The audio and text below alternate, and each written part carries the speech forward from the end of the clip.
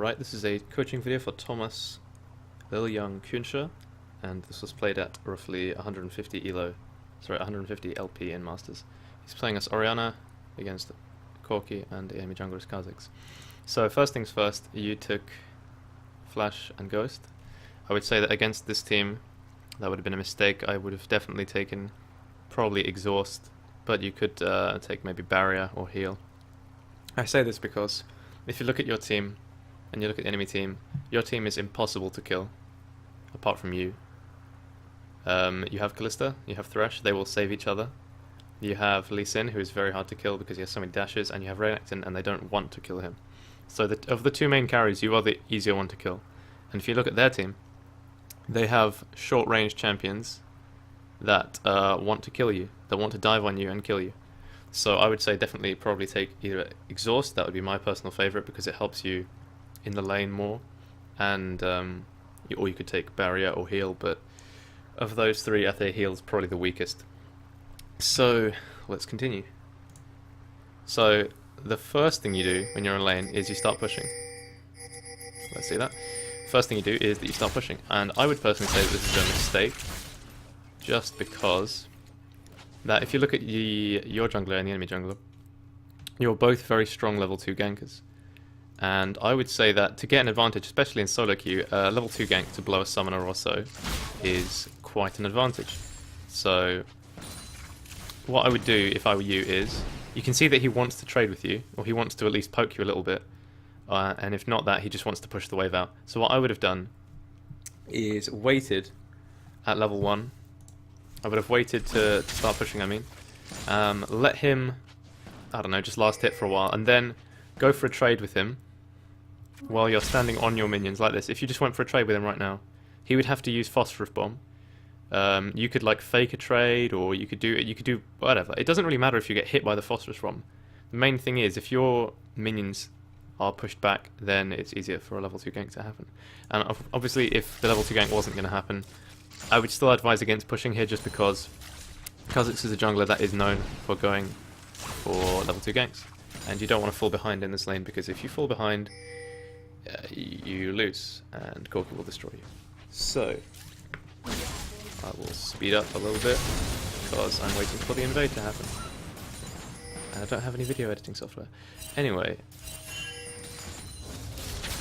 so the invade goes through, you ping him out, and he gets caught by Kha'Zix, and you're coming. So let's quickly look at the wave. Currently, the wave is in your favor, as in it's pushing towards you. They have 2 extra range minions than you, and you're far enough away, and blah blah blah. Corki's taking minion damage. This is all pretty good.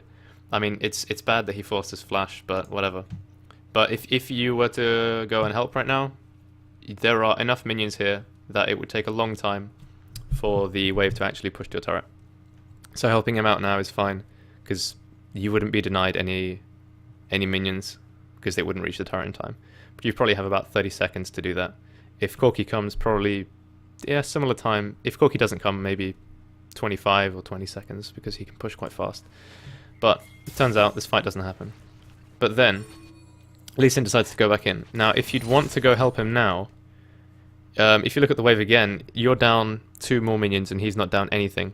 I would say if you want to go help now, you have to start pushing right now. You have to start auto-attacking the melee minions, and I'd say just use QW against these and finish them off with an auto-attack. But obviously this isn't always possible. It's not always possible to get the range minions, it's not always possible to actually push the lane before you help. Just something to keep in mind. Look at your lane, look at the amount of gold and experience you're missing. Is it worth it? Obviously, you have to decide that in about 2 seconds, so it's not the most easy thing. But just bear in mind how long roughly it will take to reach a turret, and if the enemy laner will even go. So Corki starts going, you start last hitting at a turret, then Corki starts coming back, and here he is. So one thing to talk about right here is one of the main strengths of Orianna as a champion is her zoning capabilities with her ball. And what I would do right now if I were you, obviously it would help if you're level 4, because then you have an extra point in queue, but I would put my ball right around here, so you block off one of the paths he has to come back. And the reason I would do this is because then you can basically get a free trade on him. If you just put the ball here, he has to come back. He has to run down here, or he has to take the long way around and lose more minions. So if he did come down here, you would be able to, because the ball was already here, you'd be able to Q onto him. And then you could W, and then you could E, and you could get the Thunderlord's proc from that 3-hit combo. And you don't have to be standing still during any of this. You can be focusing on last hitting while doing that combo, because Orianna is a unique champion in the way that she doesn't have to stop moving when she's just using her spells. So that's why I think ball positioning is incredibly important here. I would say put it just slightly behind where you think he's going to go, so you can still hit the dissonance, but you can also not move the ball and still use defense on yourself. You can still use protect on yourself, and if he ran forward here and the ball was back here, for example, it would go through him and do the damage. Yeah. So I think, is that all I had? No. Sorry, I wrote these all down. Anyway, the next point is about a trade that happens very soon. It happens at apparently 4 minutes and 1 second. Does it though? Or is it the one that I just saw?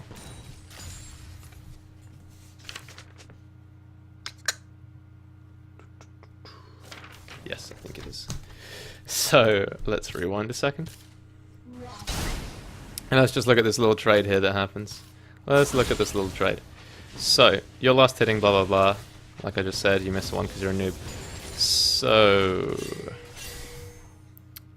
if you were going to go for a trade, I would go for it right now because he's got 2 minions he has to last hit. And you only have 1. You hit that, that's really nice. But now your Q is down, so you lose all pressure on him. But you're still... I mean, okay, you're staying quite far back, but you don't react fast enough. You think you can escape, and you can't escape that, basically, because Phosphorus Bomb is very hard to dodge. So I'm going to say, right now... I don't know if there's a way to not go back 15 seconds. I'm sure there is, but I'm not accurate enough. So, I'm just going to say right now, the easiest way to dodge Phosphorus Bomb is walk towards Corki. Now, obviously, this couldn't really be done this time because you just used your command attack. I mean, it's got a pretty short cooldown. So, actually, I would recommend it because you see, there was only 4 seconds on that cooldown. And if he uses a Phosphorus Bomb here, that's most of his damage gone. Like, sure, he has the, you know, his other abilities, but your main damage just comes from a Q, W, and then auto attack for the Thunderlords, and then an E back on yourself to block the damage. But you just end up taking free damage here. You don't do anything to him apart from that little Q there. But that's not even the most heinous of trades that you take. You take a trade at 4.26, and I'm going to cry about that one for days. Actually, I'm not. That's a bit of an over-exaggeration. Again, there you could have just run forward and you would have dodged all of his damage. So he goes down and puts a ward, I'm pretty sure. Down to the bottom. Come on, wait. Do it. There we go, okay. So this next trade, again, you start off by using your Q. As in, to the last hit, not for the trade. And unfortunately, you missed the Q on him. And immediately he used the Phosphorus Bomb. Now obviously you can't know where he's going to use the Phosphorus Bomb, but you've got to realise he wants to push the wave.